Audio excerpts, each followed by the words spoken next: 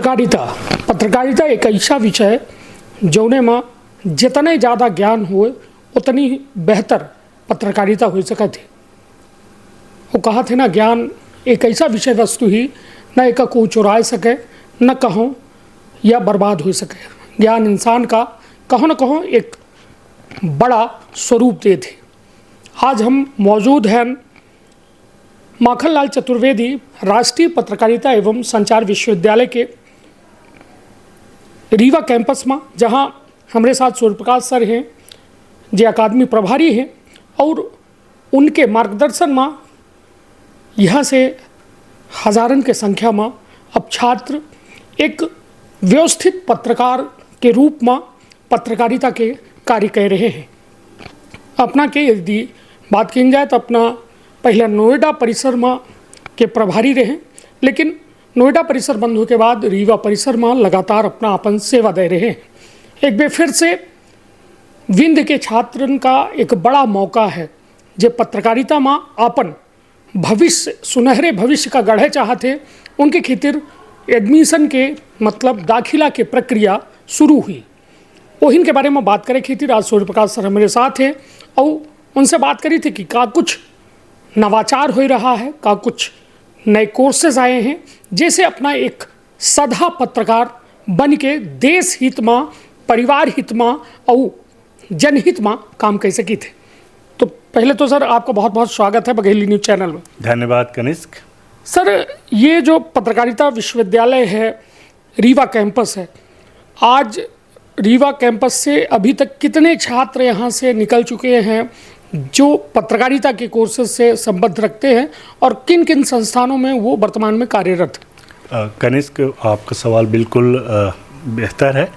2016 से हमारा ये परिसर चल रहा है और अभी तक कई बैच मास्टर के और बैचलर्स के निकले, और हमारे जो विद्यार्थी हैं वो भोपाल और नोएडा चूँकि एक फिल्म सिटी है, चैनलों का हब है, तो हमारे विद्यार्थी वहाँ सेवारत हैं, अलग अलग चैनलों में कार्यरत हैं।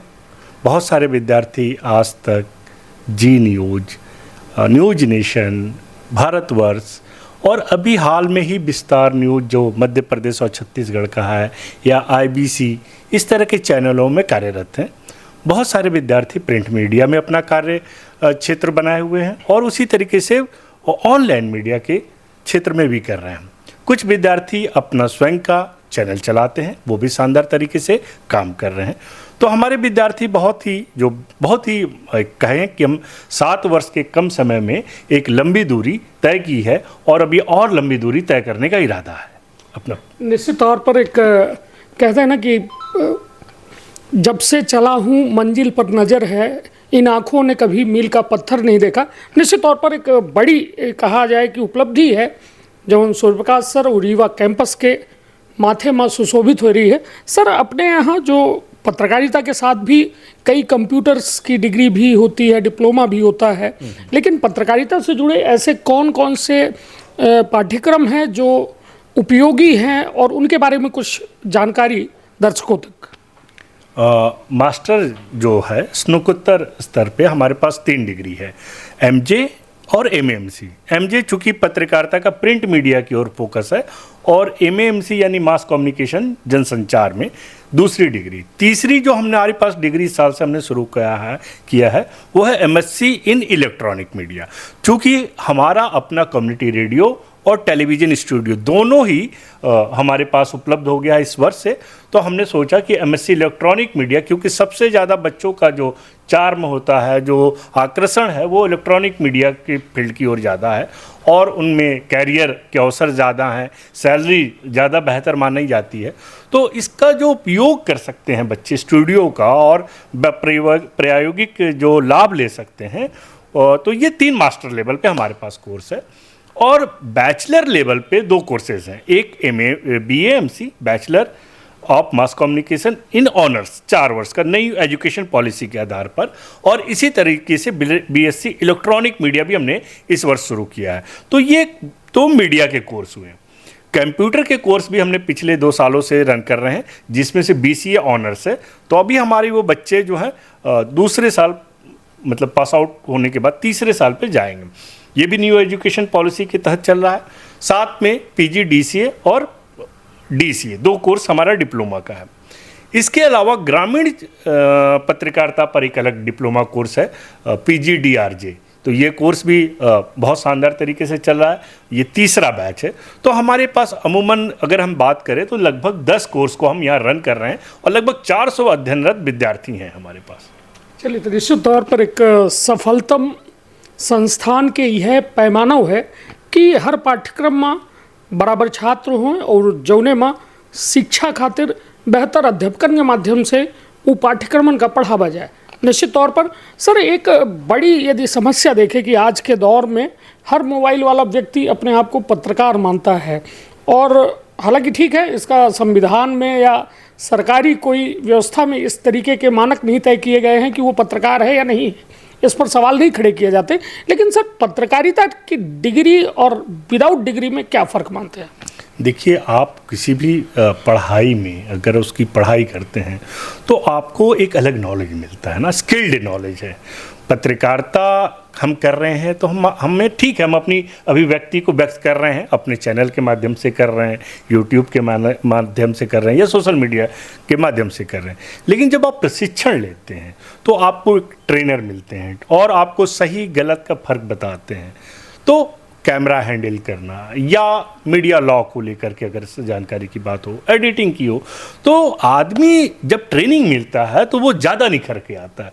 तो मेरा ये व्यक्तिगत मानना है कि प्रशिक्षण जो है अगर लिया जाए तो वो बेहतर होता है। और पढ़ाई डिग्री के साथ साथ आपको एक नई तरह की स्किल डेवलप करता है, आपके व्यक्तित्व का विकास करता है। तो ये करना चाहिए हर विद्यार्थी को, चाहे वो किसी भी विषय की पढ़ाई करता हो। निश्चित तौर पर सर के माना भी कहा था ना कि गुरु बिन ज्ञान न हो। निश्चित तौर पर अपना का यदि अनुभव है वह बहुत बेहतर है, अपना कुछ करे चाहिए थे वो बहुत बेहतर है। लेकिन यदि पॉलिस्ड हो जाब तो निश्चित तौर पर अपना के सर्वांगीण विकास में एक अलग जो है वह माध्यम बन सका थी शिक्षा। और सर ऐसा जो एक बार कई बार सवाल उठते हैं वीसी सर से, मैंने कई बार जब साक्षात्कार के दौरान उनसे पूछा कि सर आप लोग के क्या प्रयास ऐसे आगे होंगे कि पत्रकारिता डिग्री करने के बाद ही लोगों को पत्रकारिता का कार्य करने के लिए सरकार से आप लोग कुछ मांग करें या फिर इस दिशा में कोई एक ठोस कदम सरकार उठाए।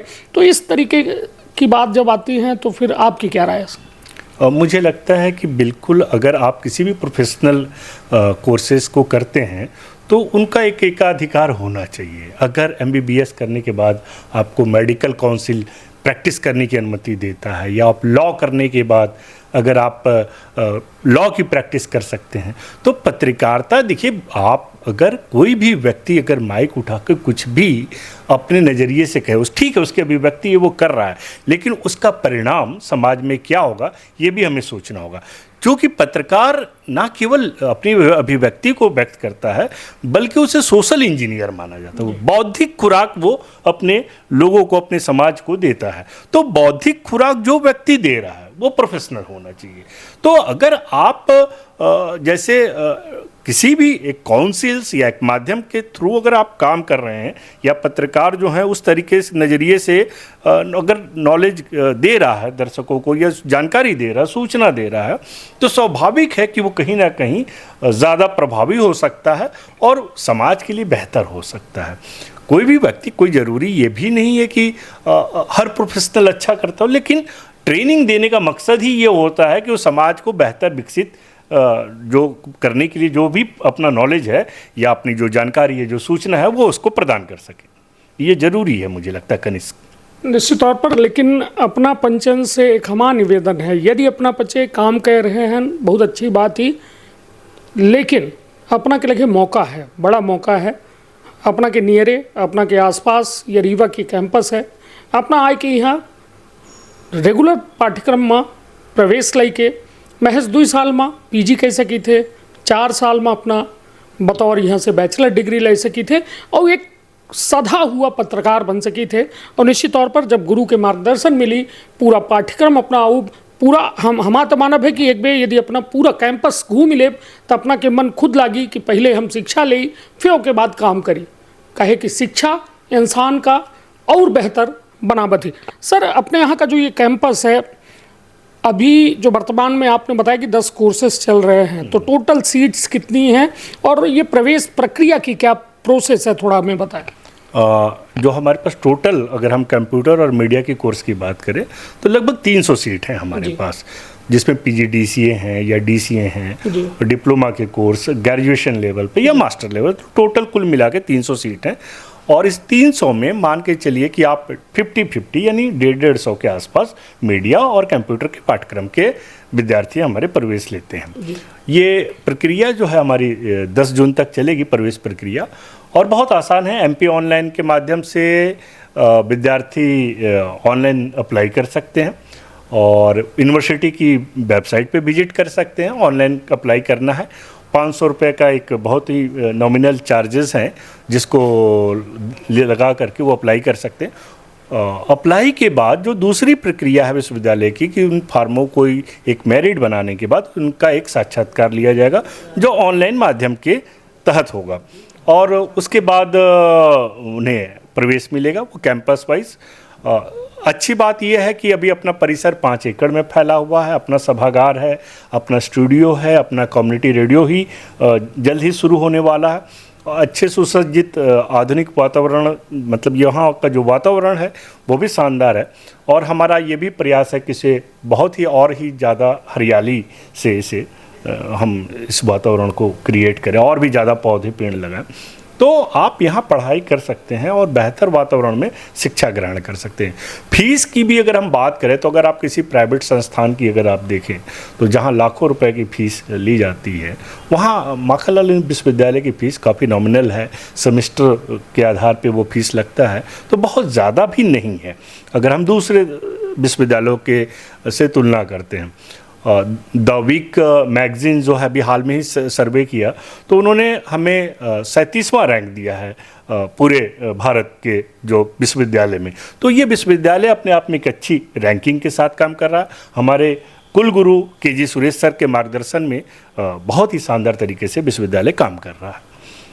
चलिए, तो निश्चित तौर पर एक बड़ा मौका है, और यह मौका हाथ से न निकले दी यदि अपना आत्मनिर्भर बने जे लागे था। काहे कि यदि 12वीं पास करे हैं अपना या अपना ग्रेजुएट हैं, दोनों जो है यदि माध्यम से पढ़े व्यक्ति हैं, उनका सीधा प्रवेश यहाँ मिल सकता है। महज एक छोट का प्रक्रिया के अपना का पालन करे पड़ी, और वह प्रक्रिया के पालन के बाद अपना के यहाँ के छात्र बन जाब, और यहाँ से जब अपना निकलब तो एक ऐसा पत्रकार बन के निकलब कि जो अपना का मतलब एक टैग के साथ साथ एक डिग्री शुदा पत्रकार बना दी। और निश्चित तौर पर जैसा सर हमें बताऊँ भी कि यदि डॉक्टर है तो मेडिकल की डिग्री लेके डॉक्टरी करत है, तो पत्रकारों का ही नहीं, डिग्री ले के बाद पत्रकारिता करे के मज़ा अलग है। तो निश्चित तौर पर मौका बड़ा है और मौका हाथ से जाने दे। एक छोटी सी चूँकि पत्रकारों की बात आई है, तो मैं बताऊं कि इस वर्ष हम प्रयास कर रहे हैं कि पत्रकारों के लिए इवनिंग कोई डिप्लोमा या सर्टिफिकेट कोर्स शुरू करें, मोजो जर्नलिज्म या पत्रकारिता को लेके, या इस तरह से साइबर जर्नलिज्म को लेके। तो ये कुलपति जी से हमारी कई बात इस पर चर्चा हुई है। तो प्रयास ये रहेगा कि जिन पत्रकारों को समय नहीं मिल पाता है और वो कोई इस तरह की इवनिंग क्लासेस करना चाहते हैं, या शाम को अगर पार्ट टाइम कोई कोर्स करना चाहते हैं, तो उसकी भी हम इस परिसर से शुरुआत कर सके। चलिए, तो एक बड़ा मौका है और ये मौका हाथ से जाए न दे। काहे कि कहा था ना कि जैसा हम पहले अपना से कहन कि यदि एक सदा पत्रकार बने के तो ओके खातिर अपना का पॉलिश की ज़रूरत हुई, और वो पॉलिश करे खातिर तैयार है अपना के ऊपर माखनलाल चतुर्वेदी राष्ट्रीय पत्रकारिता एवं संचार विश्वविद्यालय। तो अपना यूँ आए के जानकारी पाई सकी थे और ऑनलाइन जाए के अपना का सारी जानकारी उपलब्ध हो सके थे। तो अपन अपने परिवार के रखा बहुत ख्याल। धन्यवाद, प्रणाम। का अपना संतान के सुख से वंचित है? बहिने संपर्क करी विंध्य क्षेत्र के विख्यात पहिल टेस्ट ट्यूब बेबी सेंटर से। महिला से संबंधित कोनो गंभीर समस्या के खातिर संपर्क करी प्रतिदिन पुराना तीर्थ मेमोरियल अस्पताल कुटेही रीवा। संपर्क कर सके थे 8821000416 पर या 07 662352451 पर डॉक्टर बीना मिश्रा स्त्री रोग एवं बांझपन विशेषज्ञ से प्रथम IVF क्लिनिक, IVF में उच्च तकनीकी लेजर हैचिंग के उपयोग